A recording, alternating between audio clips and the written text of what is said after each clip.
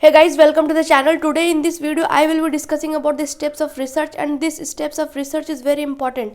Questions are always asked from this topic, so you can't afford to miss this topic or skip this topic, because questions are always asked to arrange the steps of research in a correct sequence. So it is very important.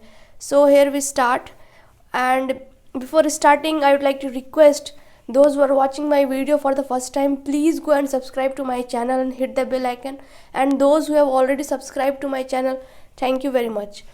So here we start.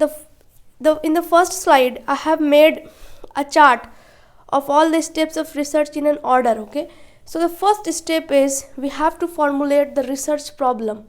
This is very important. Research problem.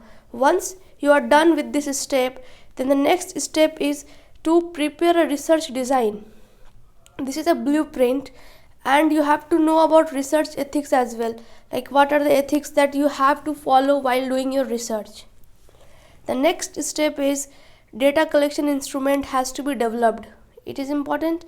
Then you have to select the samples. You have to define that what are the methods that you are going to use to select the samples. Okay, then the next step is writing a research proposal, then collecting data. Once you are done with the development of the instrument, then you have to collect data. And seventh step is you have to process and analyze those collected data, and finally at the end you have to write a research report. So these are the 8 steps that you have to follow while doing a research, and please remember these steps in correct sequence, because questions are always asked. The next slide we have. Okay, so the first step was formulation of a research problem. So under this step, the very first thing you have to do is you have to identify a broad area of interest. Everything should be of your interest.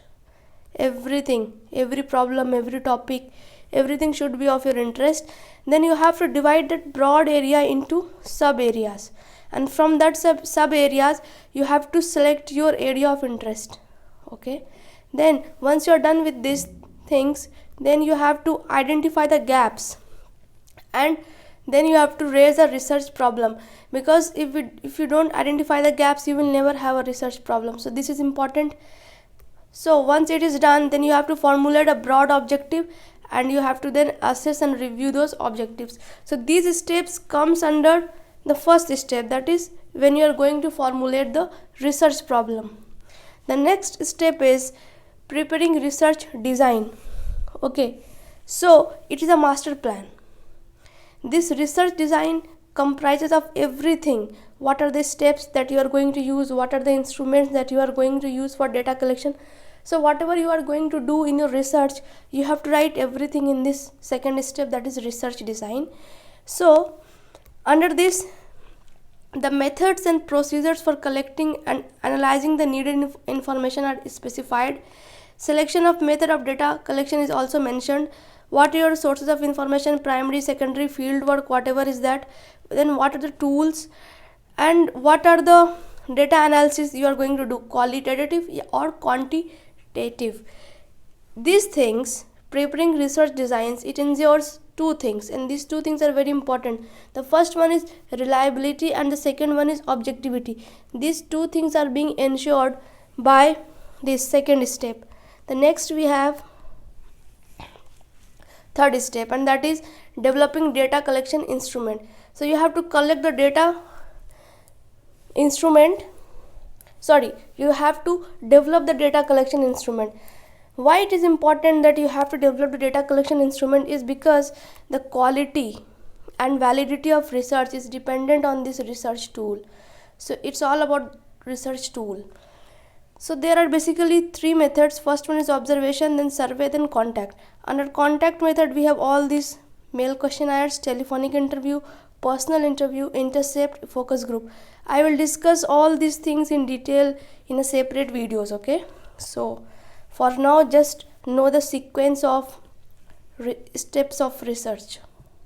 The next step is step 4, and in this we select samples. So sample is a subset of a population. So for example, you have to collect data from this large population. So it is not practical for you to collect data from all the individuals. Say for example, in this particular area around 300 people resides.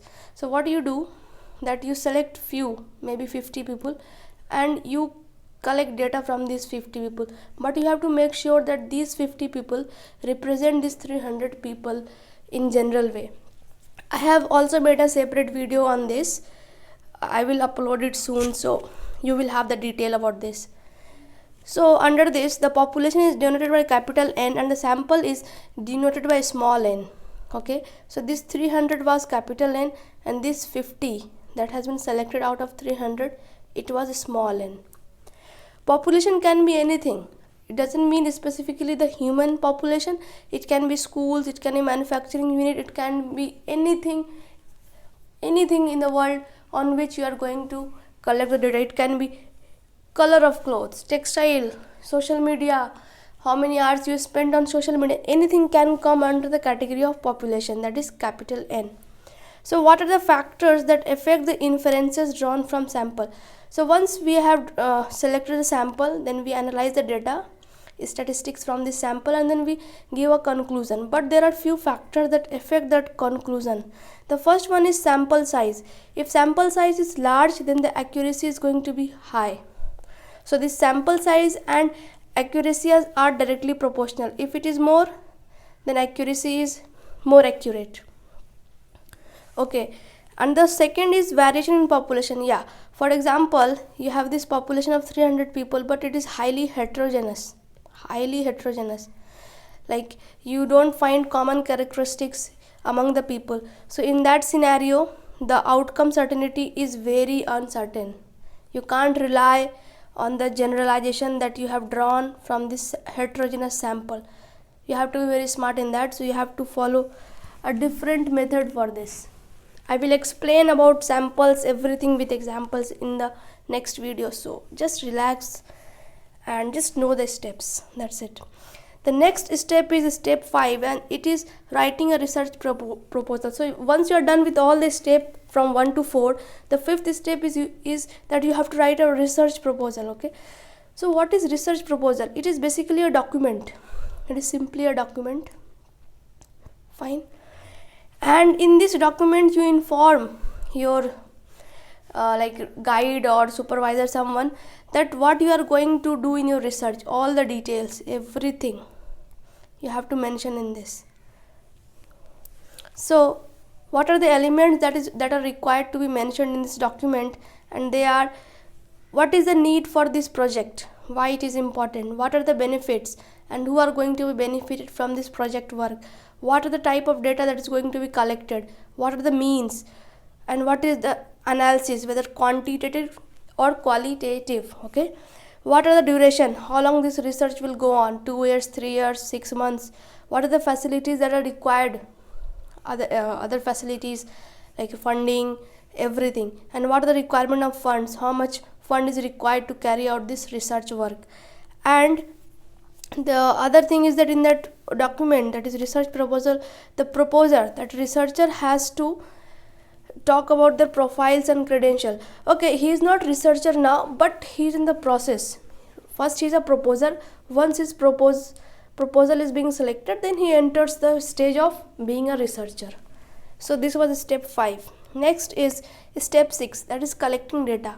So these are the methods that you can apply to collect data: observation, survey, contact. Then under contact method we have all these: mail questionnaires, telephonic interviewing, personal interviewing, intercept, then focus group interviewing. I will discuss all this. I will upload the video soon. I have already made the video on this. I will upload, then you can have clarity over all these things in little deeper way, because MCQs can be asked. The next step is processing and analyzing data. So I will continue these steps of research in another video, that is lecture 6.2. okay, so that will complete this topic, steps of research. So guys, I hope that this video was very productive for you, that it might have helped to build your concept about these steps of research. More videos will be coming on these steps of research that will give you more detail, and I will make separate videos on particular topic like what are the sampling techniques and data collection instrument, lots of things. So I will make separate videos on all those, so that you have a better concept and there should be no risk of missing the MCQs in your NET exam.